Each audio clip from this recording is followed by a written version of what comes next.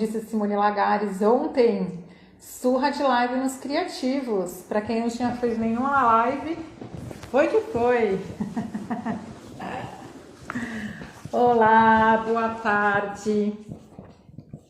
Estamos começando a segunda live do último dia do Festival Ativação Criativa.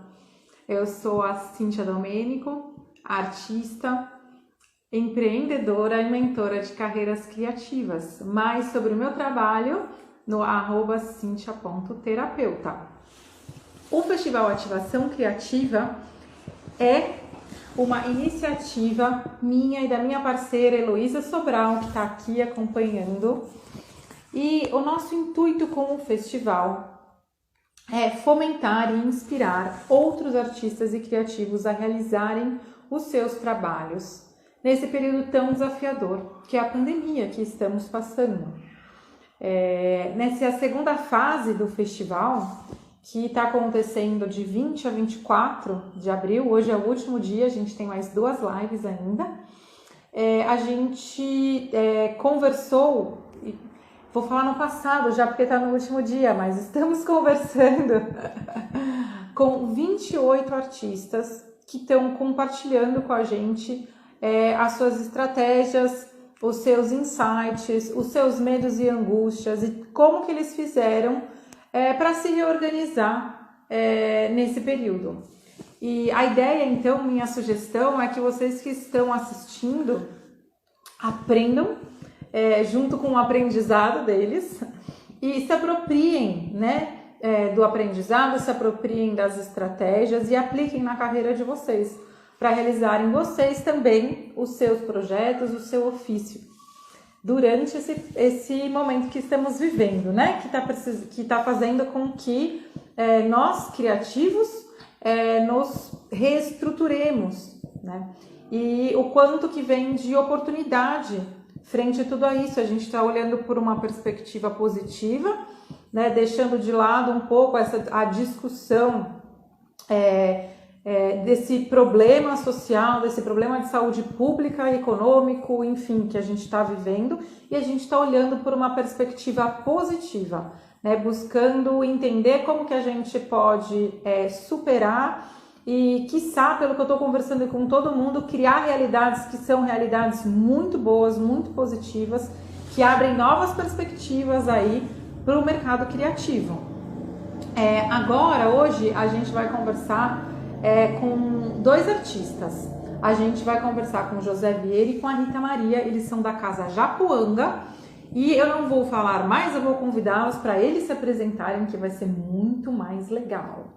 Espera só um pouquinho. Olá!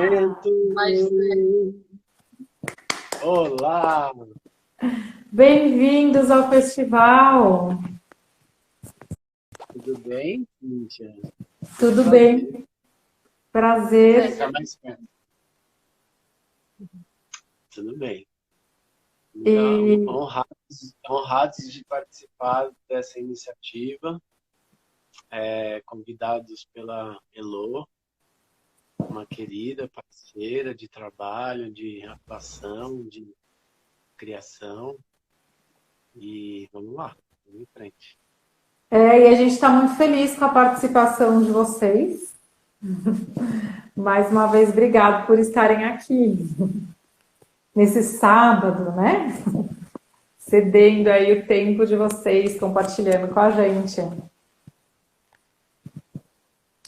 Eu queria convidar vocês já para apresentarem, né? Falarem aí um pouquinho de vocês, um pouquinho da casa, o que é esse projeto. Começando a contar o que era o projeto aí antes ainda da pandemia, né, para depois a gente entender como que caminhou. Quer falar? Pode ser. Então, também, obrigada pelo convite, assim, bastante honrada de participar desse festival com essa perspectiva. Então, a casa... o projeto começou como uma casa coletiva, onde moravam pessoas amigas, que tinham como interesse ressignificar as relações de ocupação desse espaço particular, né, da casa, através da música e da comida, num primeiro momento, né? Então, morava na casa da Rua Alberto Seabra, o Zé Vieira e o Rodrigo. O Zé, pianista, advogado, o Rodrigo era chefe de cozinha, e aí a gente se conheceu e eles me convidaram para integrar essa ideia de um projeto onde a gente abriria a casa para as pessoas frequentarem e poderem ter uma experiência diferente de convívio, né, mais profunda, mais íntima, que não fosse de um bar ou de uma casa de show, mas que fosse, né, de um espaço mesmo de intimidade, que é a casa. Então, o projeto começou assim, e no empírico, né, na experiência, no desenvolver, foi se transformando num projeto cultural mesmo.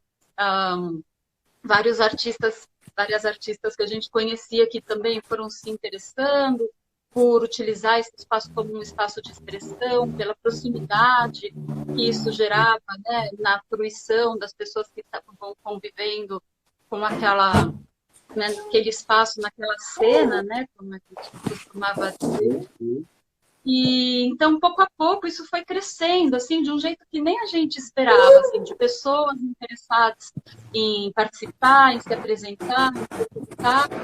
Então, e paralelamente, na ocupação da casa, foi deixando de ser só uma casa onde moram pessoas, né, que têm afinidades ou que são amigas, para se transformar numa, talvez hoje posso dizer, uma comunidade urbana.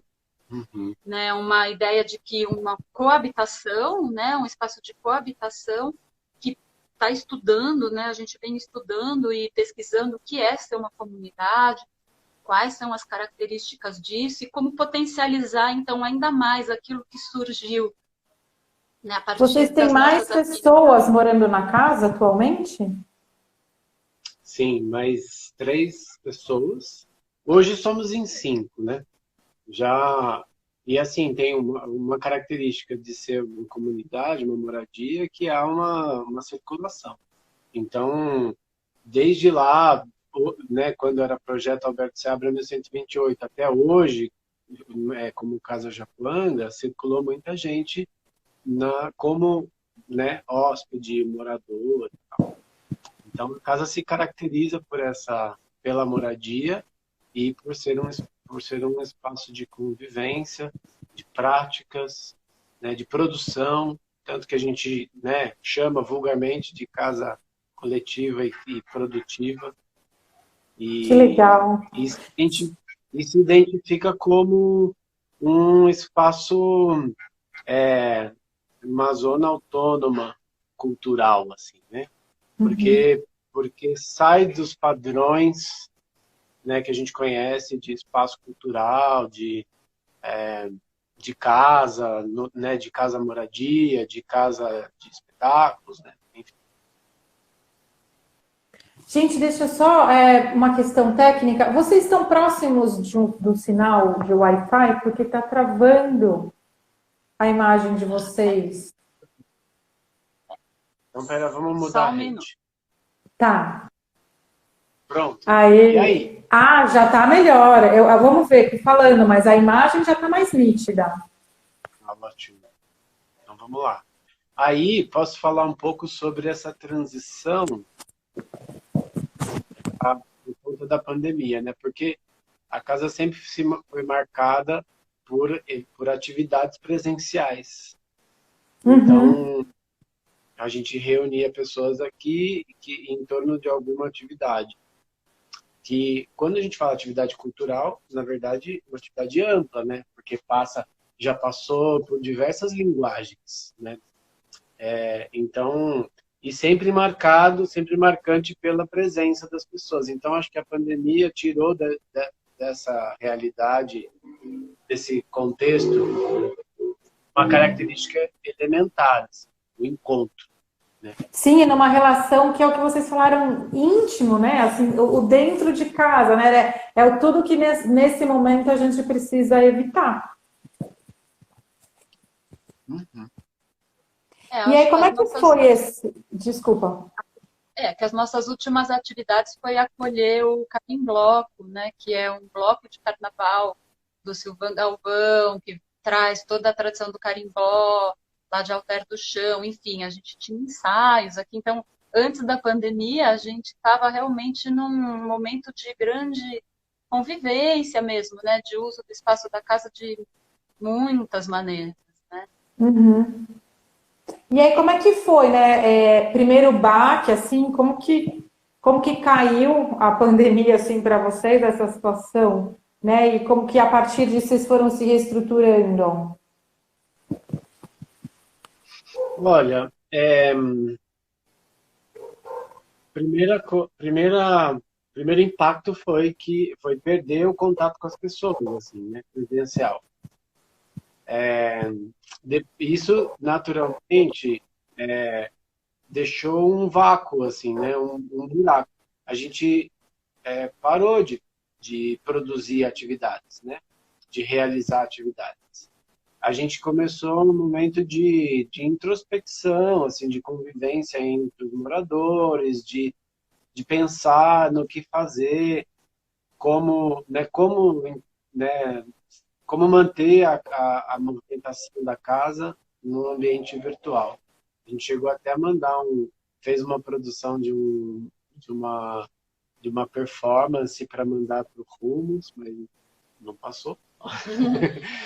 Acho que teve também um impacto nas vidas pessoais, né, dos moradores, das moradoras, principalmente quem trabalha com arte. Sim. Assim, eu que sou artista, né, eu vivo de música, trabalho com isso, que a gente foi bastante impactado, porque realmente teve que se repensar profundamente. E na época, na casa, eu não estava morando, né, porque a casa tem isso, ela, além de ter os moradores, as pessoas que habitam, sustentam o espaço físico, né, presencial, a gente tem uma rede, que é o coletivo Japuanga, de pessoas que já passaram pela casa, coletiva. Que já é agora coletiva, que já viveram aqui e que seguem sustentando, né, a ideia do projeto, contribuindo, enfim, de outras maneiras.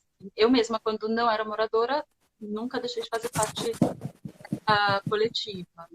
Então, acho que esse impacto também na vida pessoal, né, foi uma coisa bastante sensível. Então, primeiro, cuidar também, né? Esse lugar de se cuidar, de nos cuidar, como é agora, né? Tentar reentender, né, esse novo contexto que a gente agora está inserido, né? Uhum. E a casa, antes da pandemia, ela se financiava como? Bom, começa que a gente mora aqui, tem um ofício, cada um, e a gente custeia despesas da casa. Uma parte, aí assim, tem algo que contribui para o custeio da casa, das atividades que a gente realiza também. Teve uma época que a gente foi contemplado por né, a gente inscreveu um projeto na Rouanet e foi contemplado com patrocínio. Então, durante 2 anos, mais ou menos, né, esse projeto foi realizado com recursos de patrocínio. Então, é um pouco isso, assim, na verdade, nada muito diferente da realidade dos artistas na geral, né?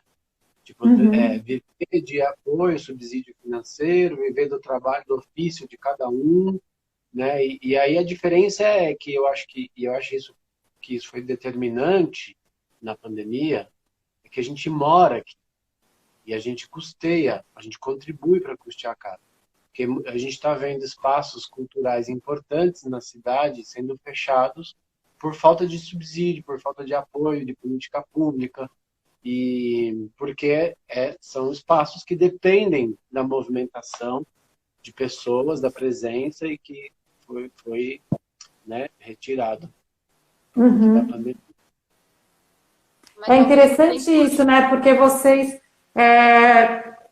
Primeiro eu comecei a entender, daí eu vi que eu estava entendendo como que quase que uma instituição, tipo espaço cultural institucional, mas não, né? Essa parte da casa, ele é líquido, é móvel isso, né? Não tem essa estrutura dessa rigidez, que é quase que uma rigidez mesmo, né? Institucional, que acaba que fica mais difícil nesse momento de se reestruturar, né? De como é que vai fazer. A gente conversou com o pessoal da Casa Tombada, por exemplo, que é uma outra situação, né? Bem distinto disso que vocês estão vivendo, né? Mas ao mesmo tempo tem muitas perdas, né? Porque justamente, além da gente se sustentar com os trabalhos que a gente tem fora da casa, existe um lugar, né, que a presença dos projetos aqui na casa também contribuem com algo que não é só financeiro, né? E Uhum, que é essa troca simbólica, que é o desenvolvimento nosso também, né? Como coletiva, como pessoa, como seres humanos na Terra, né? Então, acho que tem uma coisa que vai além, né? Também a pandemia ela afeta muitos lugares, né? Acho que uhum, Tem uma coisa que a gente sempre acreditou no coletivo, desde o começo, né? Por conta das nossas histórias. Então, a outra casa, sempre foi um lugar que reunia muita gente. E aí nosso envolvimento com movimentos coletivos e tal. E aí que, quando a pandemia vem e rompe essa relação da presença, a gente encontra e isso era um anseio nosso enquanto desenvolvimento da casa, mas que veio a se materializar por outro caminho relevante, muito relevante, que a gente encontra uma rede de apoio e de diálogo e de construção, que ela chama Oceano Cultural, que era uma prospecção. A gente já tinha uma prospecção de construir uma rede de espaços autônomos, né? E de repente essa rede se formou por iniciativa em especial do Henrique, né? E da Giovana, mas que envolvendo muitos espaços, e hoje tem uma rede estruturada de espaços autônomos, como aqui, e que tem características próprias, né, de moradia ou apenas de atividades, e que inclusive está dialogando agora, né, amanhã começa um movimento que chama Pré-Conferência dos Espaços Autônomos Culturais, justamente para pautar a política pública de produção cultural na cidade de São Paulo. Né? Então, acho que a uhum, rede de apoio e de relacionamento, nesse momento de pandemia, é determinante. uhum, É interessante assim também que a rede o Oceano Cultural tem realizado ações virtuais de diálogo entre essas casas, esses espaços autônomos, Sim. né? Então, uhum, esse material também já está correndo, né? É só visitar cada casa e você vai ver que justamente como se fosse uma ciranda, né? Uma casa convida a outra e assim vai se construindo e se costurando também essas narrativas que estão surgindo. Então, em comum com muitas dessas casas, a gente tem esse lugar da moradia. Mas quem não é moradia realmente está trazendo uma outra realidade, né? De como se uhum, sustentar e de como poder se uhum. manter nesse momento. E Eu, quais as já, atividades hoje da casa e de vocês também? eu vi que a Elo comentou aí, falando da contribuição, né? Contribuição colaborativa nas atividades, porque a gente tem ressignificado um pouco esse lance de pagar por um preço.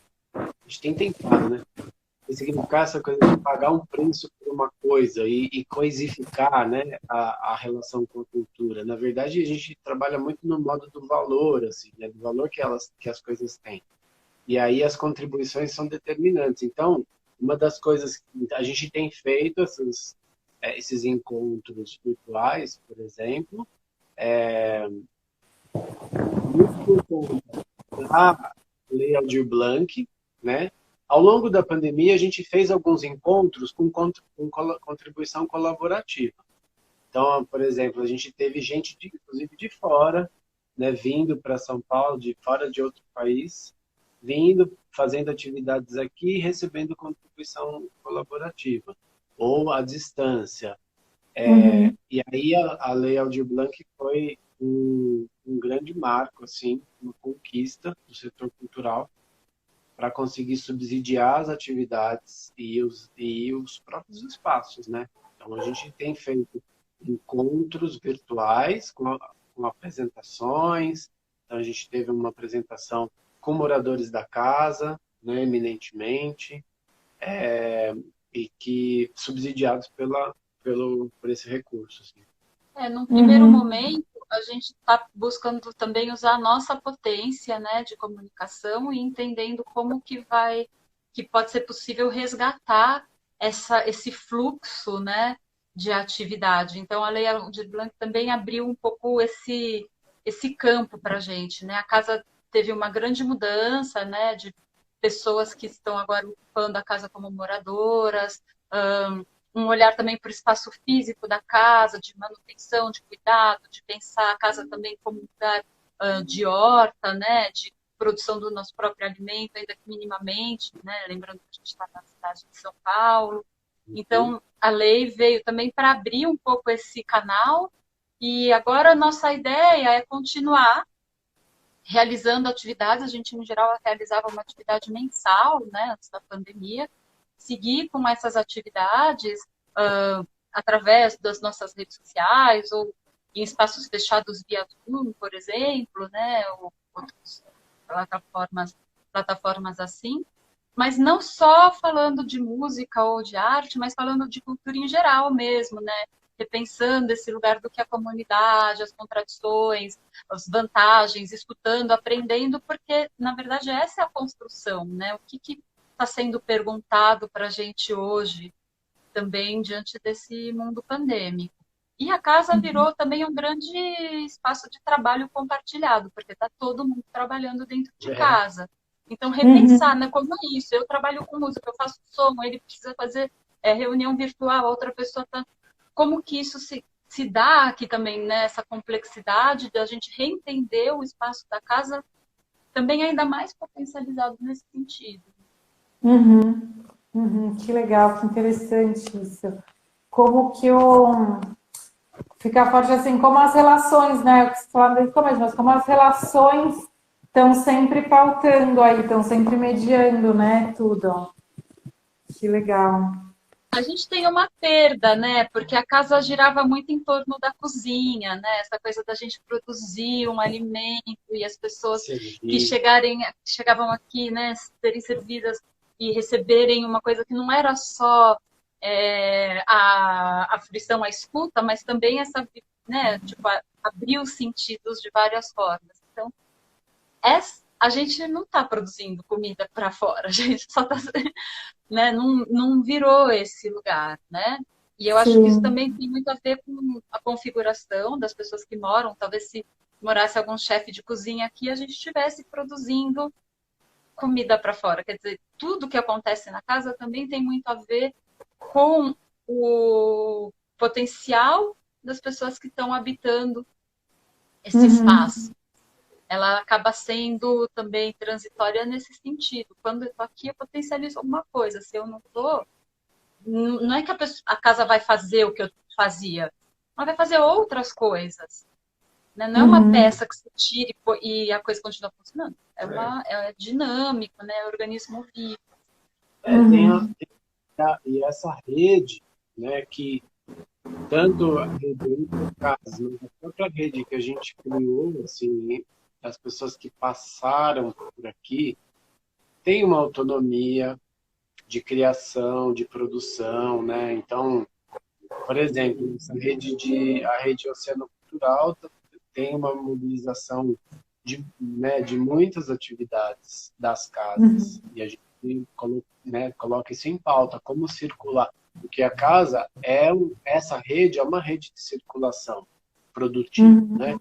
É uma forma de escoar a produção e rentabilizar, né?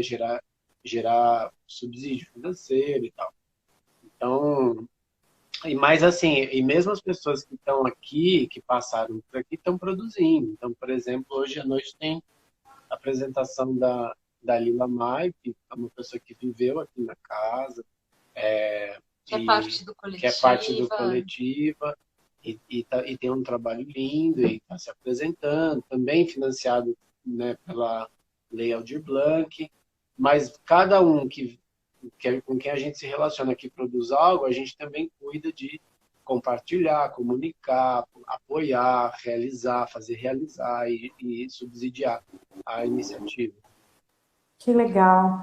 Gente, tá ótima a conversa de vocês, foi muito legal conhecer a casa.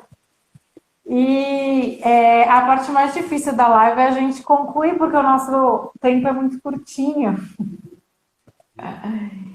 E eu queria convidar vocês para vocês apresentarem, fazerem uma apresentação artística para a gente poder fruir, né, isso que vocês realizam na casa. Uhum. Acho que é legal rapidamente contextualizar, assim, a música sempre esteve presente, assim, né? E a Ritinha é cantora, compositora, eu sou pianista, componho também, e nosso primeiro encontro foi musical, né? Que sempre pautou a nossa relação. E aí, então, a gente vai ofertar a vocês essa parceria, assim, de trabalho, da minha composição, com a interpretação dela. E é isso. Vamos tocar para vocês uma composição que chama O Trem da Nossa História. É uma composição minha com o Lelo de Sarno e o Mate Moya, também dessa grande rede, né, que a gente vive. E eu queria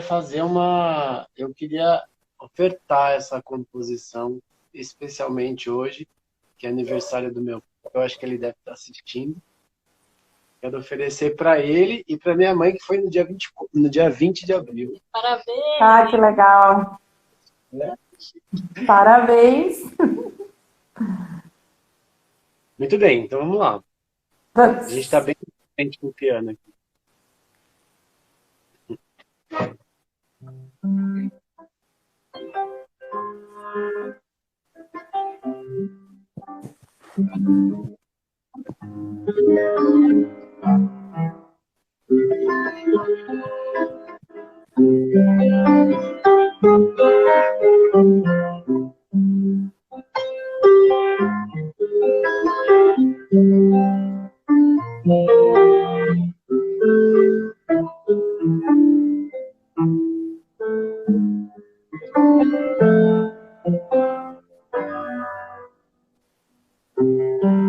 Deixo aqui meu coração.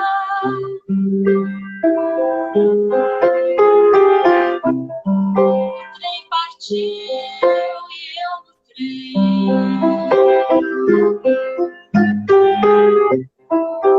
Com saudades do meu tio.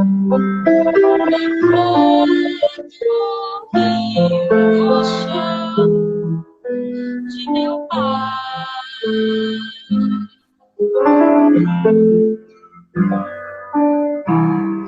Deixo aqui minha canção.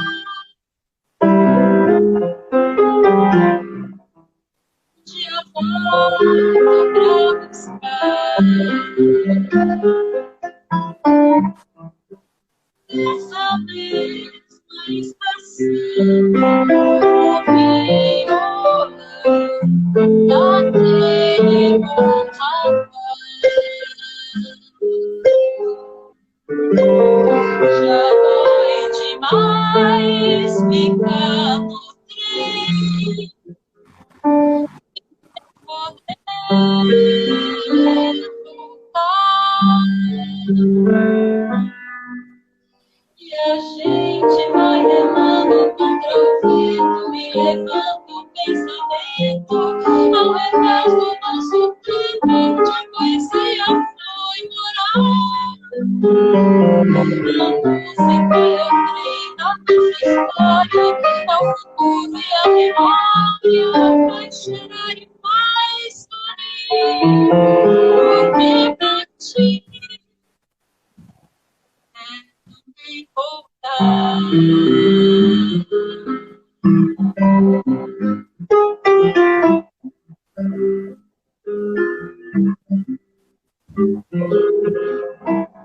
Deixo aqui meu coração.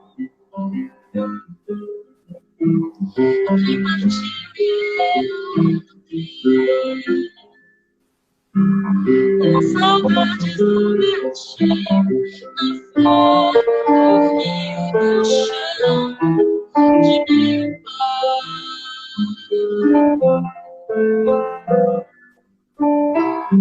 Deixa que minha canção um dia volto pra buscar nessa mesma estação o violão daquele rapaz. Já foi demais ficar no trem e sem querer voltar. E a gente vai remando contra o vento, e levando pensamento ao invés do nosso tempo, onde a poesia foi por aí. A música grita a nossa história, vai falando e a memória faz chorar e faz sorrir. O que partir é também voltar.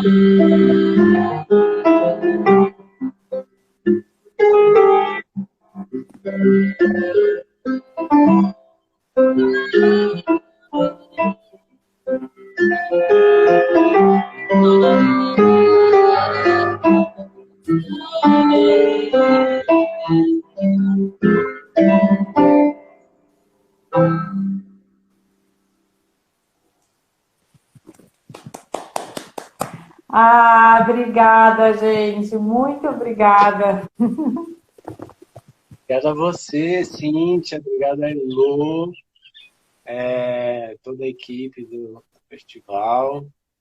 Essa abertura de espaço para a gente falar um pouco da gente e mostrar um pouco do que a gente faz aqui no dia a dia, inclusive.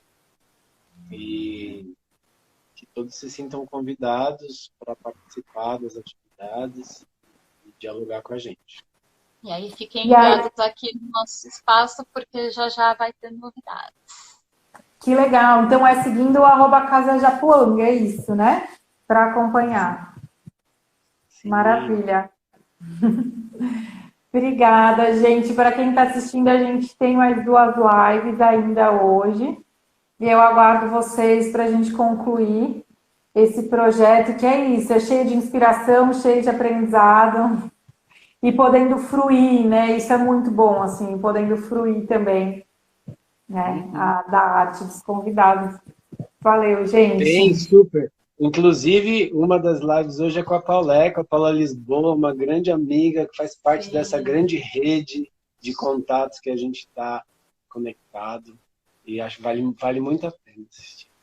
Ai, maravilha. Obrigada. Até, gente. Até. Até mais.